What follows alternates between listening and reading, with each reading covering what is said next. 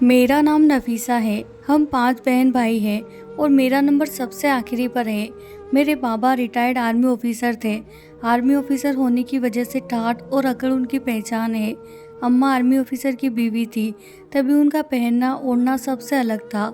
अम्मा बहुत खूबसूरत थी। बाबा अम्मा की जोड़ी भी बहुत प्यारी थी। खुदा ने मेरे बहन भाइयों की सूरत में सब बच्चे बहुत खूबसूरत दिए थे। भाई दोनों बाबा पर थे और बहनें अम्मा पर। जब मैं पैदा हुई तो मेरा रंग सांवला था। किसी को यकीन नहीं होता था कि मैं भी अम्मा की ही औलाद हूँ। बचपन में भी जब अम्मा बाबा कहीं जाते तो मुझे हमेशा मेरी दादी के पास छोड़ जाया करते थे। दादी मुझे बहुत प्यार करती थी। अक्सर मैं उनसे रोकर कहती कि मुझे भी बाहर जाना है सबके साथ। मैं बदसूरत हूँ, इसीलिए कोई मुझे बाहर नहीं लेकर जाता। मैं काली हूँ, इसीलिए अम्मा बाबा की इज्जत पर फर्क पड़ता है। मेरी दादी हमेशा मुझे हौसला देने के लिए कहा करती थी कि काले रंग वाले तो खुदा के प्यारे होते हैं। काले रंग में तो बहुत कशिश होती है। तुम भी बहुत खूबसूरत हो। तुम्हारा रंग सांवला है तो क्या हुआ। लेकिन मुझे दुनिया वालों ने बताया था कि मैं बदसूरत ही हूँ, जिस पर मुझे आंख बंद करके यकीन भी हो गया था।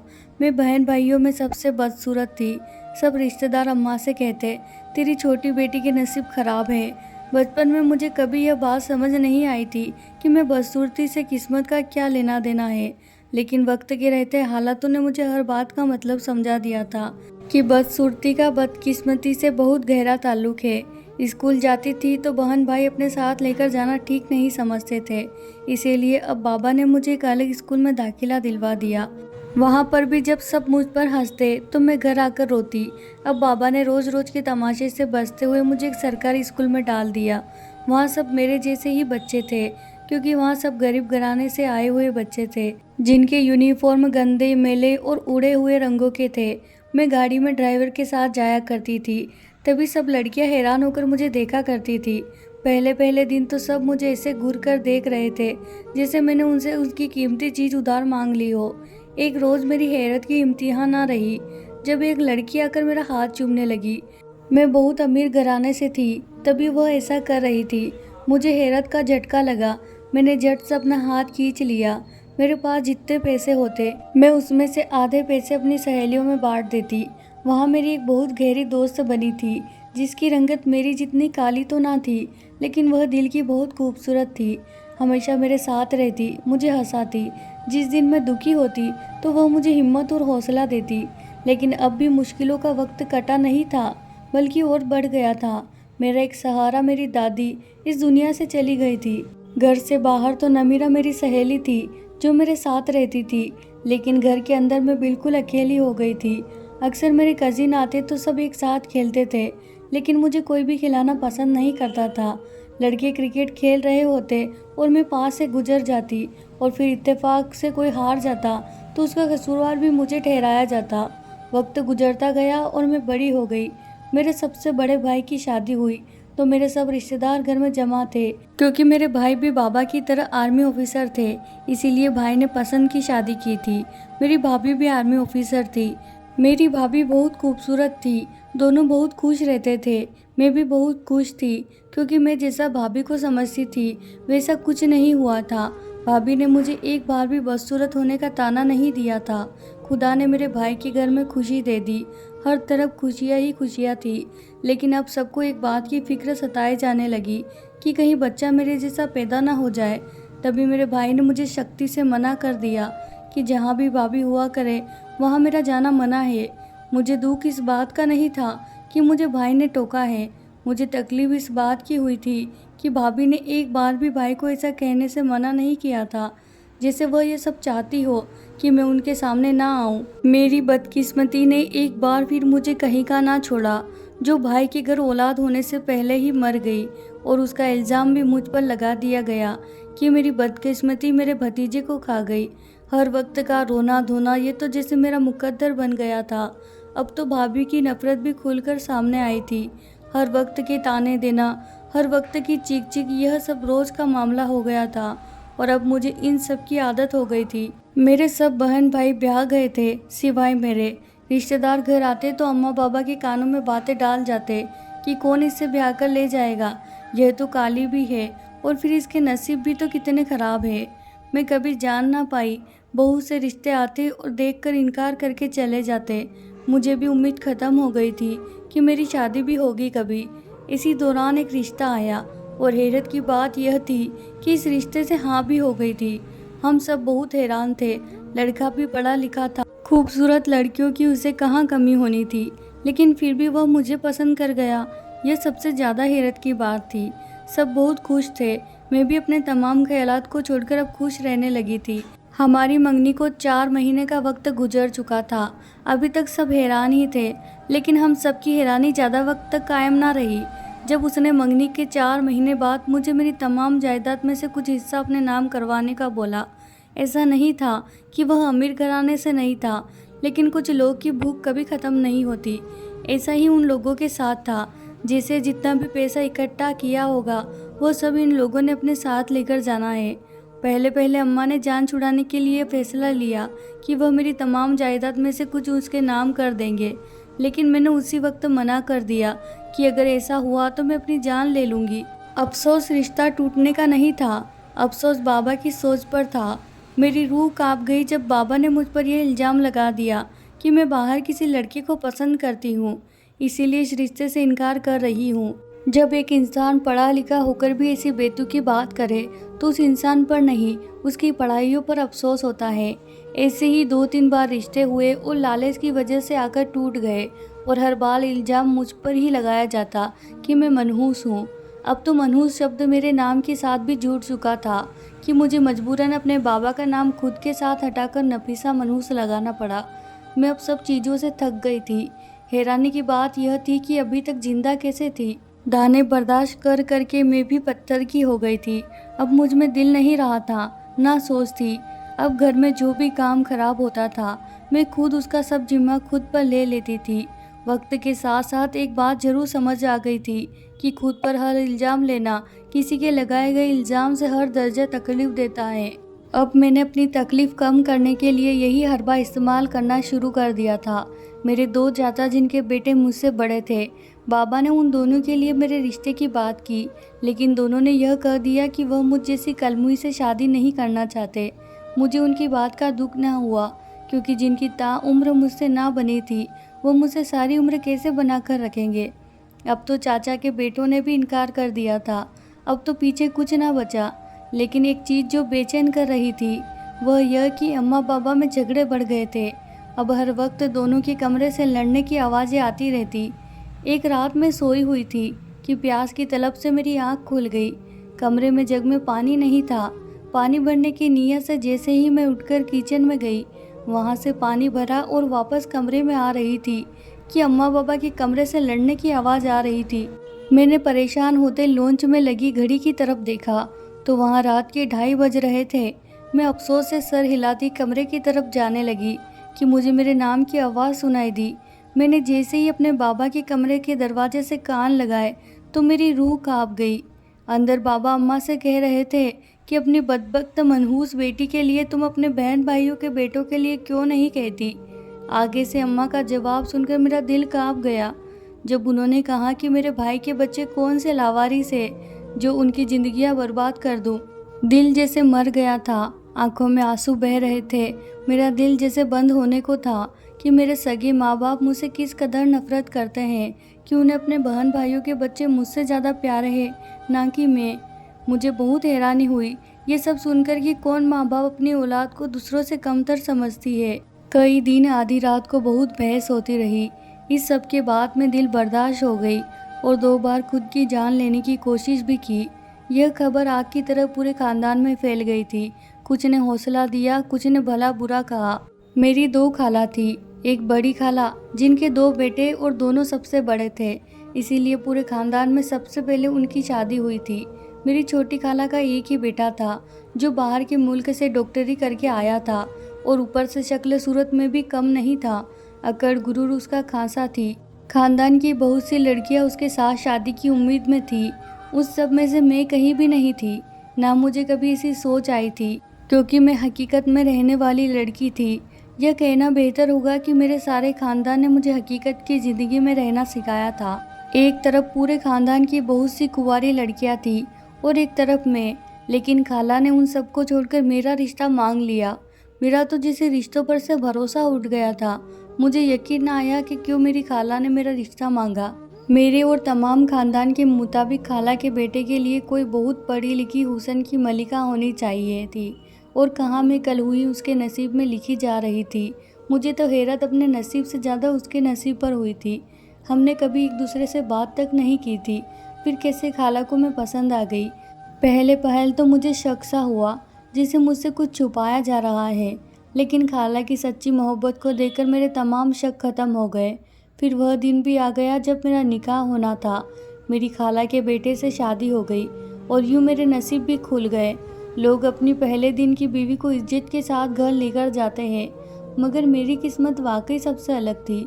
सुहागरात पर शौहर ने मुझे गाड़ी में बिठाया और सुनसान इलाके में बने एक अस्पताल में ले गया। अलग अलग रास्ते देखकर मैं बहुत हैरान हुई, क्योंकि मुझे खाला के घर का कुछ कुछ अंदाज़ा था, लेकिन सुनसान सड़कों पर चलती गाड़ी ने एक बार मेरी रूह खींच ली। लेकिन जब गाड़ी अस्पताल के सामने रुकी तो मैं हैरान रह गई थी। मेरी हैरत अभी कम ना हुई थी कि शौहर ने मुझे गाड़ी से उतारा और मुझे लिए अस्पताल के अंदर दाखिल हो गए। चलते हुए कई वार्ड रास्ते में आए। सब लोग मुझे हैरत से देख रहे थे, लेकिन मेरे शौहर को किसी की परवाह नहीं थी। वह बस मेरा हाथ थामे मुझे लिए चले जा रहे थे। एकदम एक वार्ड के आगे रुके। मैंने अपने शौहर की तरफ देखा। उनका चेहरा संजीदगी लिए हुए था। मेरे शौहर ने वार्ड का दरवाज़ा खोला तो मेरी जान निकल गई। जब मैंने वहाँ बहुत से ऐसे मरीज देखे जो बहुत बुरी तरह से जले हुए थे। सबके शरीर पर पट्टियाँ बंधी हुई थी, किसी के हाथ पर तो किसी के चेहरे पर, किसी की टांग पर तो किसी के बाजू पर।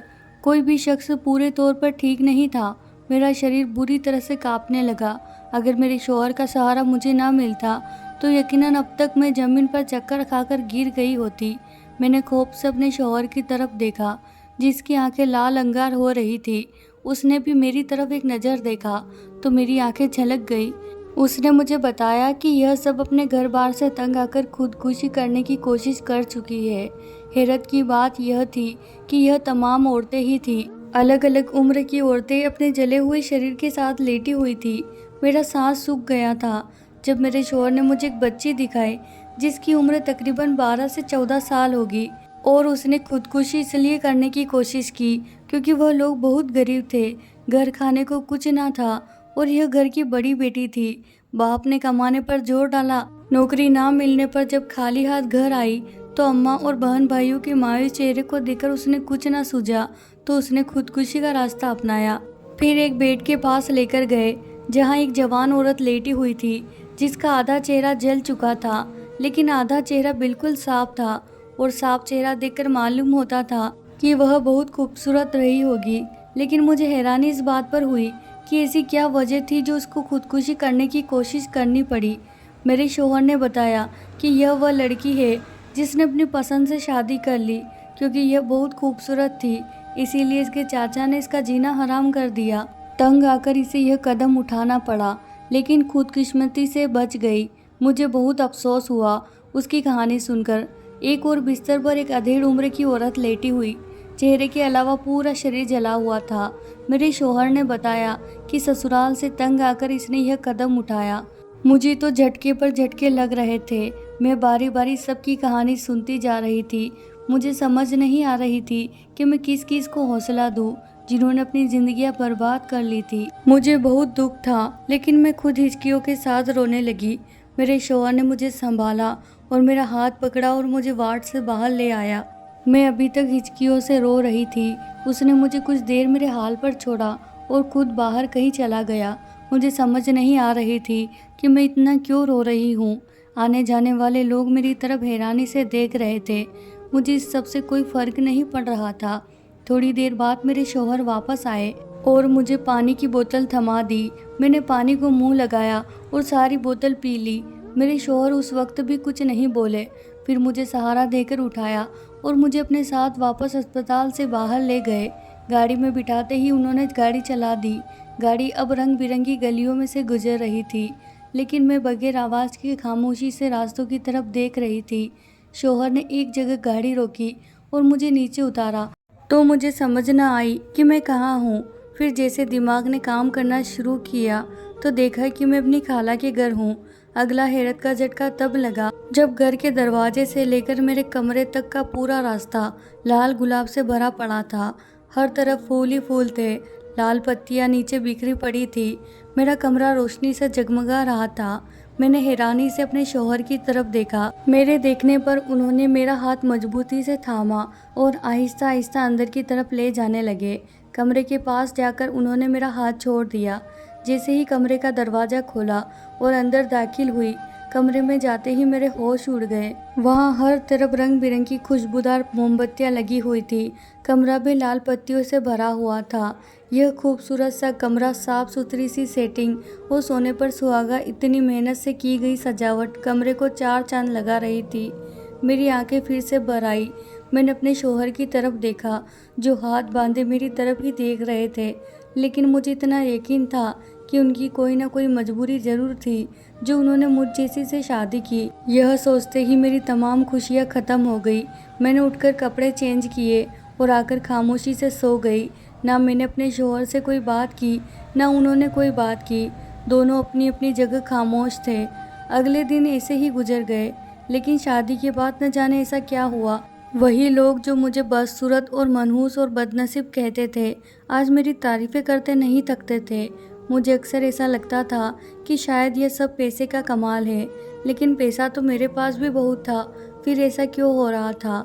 मेरी समझ से बाहर था। एक दिन थक हार कर मैंने अपने शौहर से मुझसे शादी करने की वजह पूछ ली, जिस पर पहले वह हंसते रहे। फिर मुझे नरमी से पास बिठाया और अपनी कहानी सुनाई। मेरे रोंगटे खड़े हो गए जब मेरे शौहर ने मुझे बताया कि मेरे शौहर को बाहर के मुल्क से पता चला था कि मैंने खुदकुशी करने की कोशिश की है, वह भी 2 बार। मेरे शौहर ने जब खाला से वजह पूछी तो उन्होंने वजह बता दी, जिस पर मेरे शौहर को धक्का लगा कि आज के दौर में ऐसे कौन करता है। मेरे शौहर ने खाला से कहकर मेरी एक तस्वीर मंगवाई, जो खाला ने काफ़ी जीत लगाने के बाद मेरे शौहर को एक तस्वीर सेंड कर दी। मेरे शौहर ने काफ़ी दिन गुजरने के बाद मेरी खाला को दोबारा कॉल की और बताया कि वह उनके पास वापस आ रहे हैं। खाला पहले तो हैरान हुई, क्योंकि मेरे शौहर का कहना था कि अब वह कभी वापस नहीं आएंगे। आते ही मेरे शौहर ने कुछ दिन गुजरने के बाद मेरी खाला से अफरा तफरी करी कि वह मेरे घर रिश्ता लेकर आए। खाला को यह बात बहुत नागवार लगी और खाला ने बोला कि इससे अच्छा था कि मेरा शौहर बाहर किसी गोरी के साथ शादी कर लेता। मेरे शौहर को काफ़ी हैरानी हुई कि मैं उनकी सगी भांजी होते हुए भी ऐसे कह रही हूँ, लेकिन उससे अगली बात पर मेरे शौहर के जो रोंगटे खड़े हुए, मेरे उससे ज़्यादा रोंगटे खड़े हो गए जब मेरे शौहर ने मुझे बताया कि मैं उनकी सगी खाला की बेटी नहीं हूँ और ना बाबा मेरे सगे बाबा है। अब मुझे सब बातें समझ आने लगी थी। मेरे साथ गुजारा वक्त मेरी आंखों के सामने एक बार लहरा गया।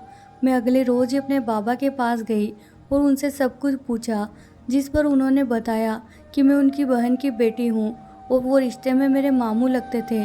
मेरी बुआ ने पसंद की शादी की थी जो कामयाब ना हो सकी। मेरे आने से पहले ही मेरी सगी माँ घर से वापस आ गई थी और जैसे ही मैं दुनिया में आई तो मेरे बाप ने मेरी माँ को तलाक दे दी। मेरी सगी माँ यह गम बर्दाश्त नहीं कर सकी और उनकी ज़िंदगी होने ना होने के बराबर हो गई और कुछ वक्त के बाद वो भी दुनिया से चली गई। बाप का साया पहले ही नहीं था और माँ भी नहीं थी। तभी मामू ने मुझे अडॉप्ट कर लिया और ऐसे रखा जैसे मैं कोई महारानी हूँ। लेकिन जैसे ही मैं बड़ी होती गई और मुझे असलियत का पता चलता गया तो मैं बहुत बुरे तरीके से हकीकत में पिटती गई। मेरे शौहर ने मुझे जिस तरीके से इजहार मोहब्बत किया, मैं हैरान रह गई थी।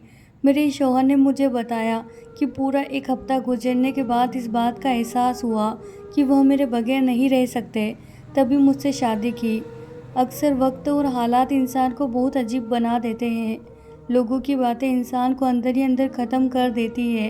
वक्त पर आपको बेहतरीन सहारा ना मिले तो इंसान ख़त्म भी हो सकता है। मैंने अपने शौहर की इतनी मोहब्बत पर उनकी बात मानते हुए डॉक्टरी पढ़ी और आज मैं उनके साथ अस्पताल में काम कर रही हूँ। मैं भी उनमें से थी जो वक्त के धार पर रह जाते हैं, लेकिन मेरे शौहर ने मेरा पूरा साथ दिया। यही वजह है कि मैं अपना हर गम भूलने लगी थी। हम सफ़र खूबसूरत नहीं बल्कि एहसासमंद होना चाहिए, जो हमें एक अलग दुनिया में ले जाए जहाँ बस सुकून ही सुकून हो। आज कभी अपना गुजरा हुआ वक्त याद करती हूँ तो दर्द से पूरे जिस्म में लहरें उठती हैं। लेकिन फिर जब सोचती हूँ कि जिन्होंने मेरे साथ जुल्म किया वह मेरे सगे माँ बाप नहीं हैं, तो मुझे एकदम हौसला होता है। फिर मेरे शौहर ने हर हालत में मेरा साथ दिया था, मेरा हाथ कभी मुश्किल के वक्त में नहीं छोड़ा था। मैंने तो खुद से वादा कर लिया था कि मैं कभी भी अपने शौहर का हाथ नहीं छोड़ूंगी। आज मैं हंसी खुशी अपनी ज़िंदगी गुजार रही हूँ। वक्त ज़िंदगी का हिस्सा है जो एक ना एक दिन गुजर ही जाना होता है, इसीलिए हौसले के साथ अपना हर वक्त गुजारना चाहिए। तो प्यारे दोस्तों, ये थी हमारी आज की कहानी। मैं उम्मीद करती हूँ आपको कहानी पसंद आई होगी। कहानी पसंद आई है तो इसे लाइक करें